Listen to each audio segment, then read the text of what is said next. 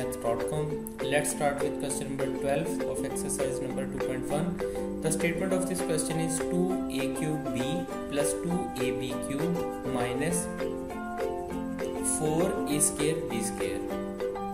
अब अगर आप इस क्वेश्चन की स्टेटमेंट को देखें तो आपको यहाँ फील होगा कि इसके तमाम एलिमेंट्स एक तो 2 पर डिविजिबल हैं, ये भी 2, ये भी 2, ये 4 है तो ये भी 2 पर डिविजिबल है, यानी 2 पर इसको डिवाइड किया जा सकता है।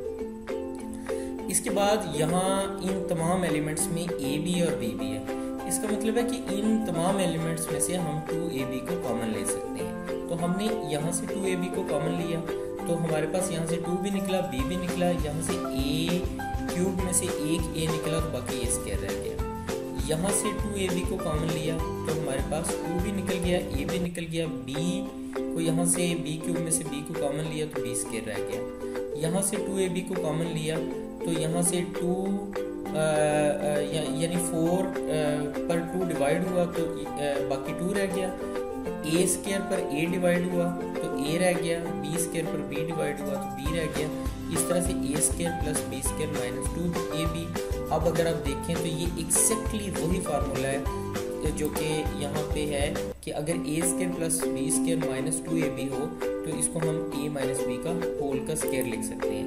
तो इस वजह से हमने यहाँ पे 2ab into a minus b whole का स्क्वायर लिख दिया। क्वेश्चन नंबर 12 कंप्लीट हो चुका है। अगर आपको इसमें कोई कन्फ्यूजन है तो आप हमसे कांटेक्ट करें। हमारा YouTube चैनल अवेलेबल है, आप उसे सब्सक्राइब करें ताकि हमारे लेटेस्ट वीडियोस और अपडेट